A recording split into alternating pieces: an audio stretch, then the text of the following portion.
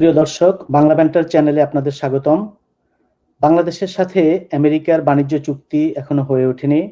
আজ ৩১ জুলাই চুক্তির ডেডলাইন। আজকের মধ্যে চুক্তি সম্পন্ন না হলে বাংলাদেশকে অগাস্টের ১ তারিখ থেকে আমেরিকাতে রপ্তানির জন্য ৩৫% অতিরিক্ত শুল্ক দিতে হবে।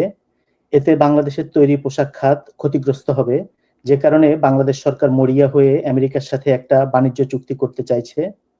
বাংলাদেশের সাথে আমেরিকার মোট $৬ বিলিয়ন বাণিজ্য ঘাটতি আছে। এই ঘাটতি বাংলাদেশের অনুকূলে, অর্থাৎ বাংলাদেশ আমেরিকাতে বেশি রপ্তানি করে কিন্তু কিনে কম। বাণিজ্য ঘাটতির প্রধান কারণ তৈরি পোশাক।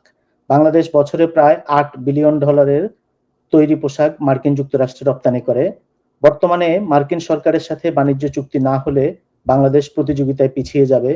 বিশেষ করে ভিয়েতনামের সাথে আমেরিকার কম শুল্কে প্রায় 20% শুল্কে বাণিজ্য চুক্তি হয়ে যাওয়ায় তারা তৈরি পোশাক রপ্তানিতে বেশি সুবিধা পাবে। বাণিজ্য ঘাটতি কমিয়ে আনার জন্য বাংলাদেশ আগামী 5 বছরে আমেরিকা থেকে 7 লাখ টন গম কিনবে বলে জানা গেছে।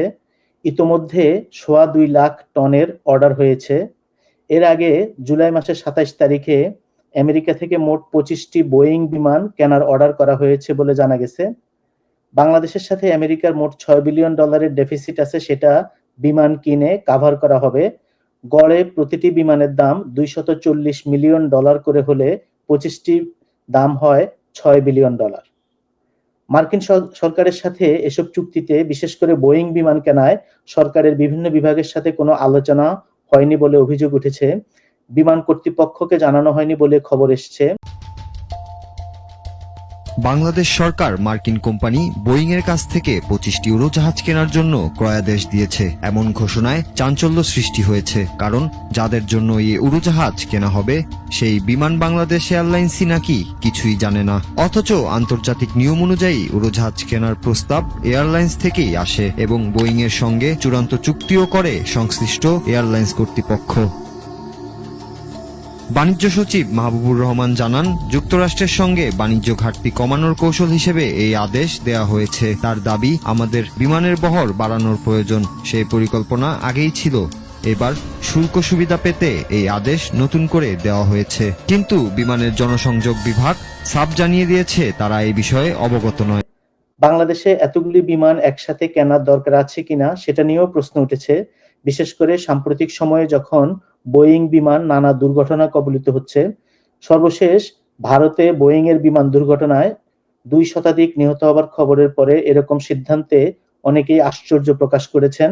অন্তর্বর্তী সরকার এরকম বিপুল বাজেটের কেনাকাটার জন্য উপযুক্ত নয়, এমন অভিযোগও অনেকে করছেন।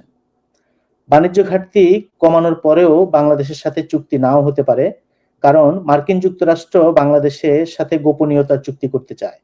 চুক্তির শর্তগুলো বাংলাদেশের নিরাপত্তা এবং সার্বভৌমত্বের সাথে যুক্ত বলে অনেকেই মনে করেন।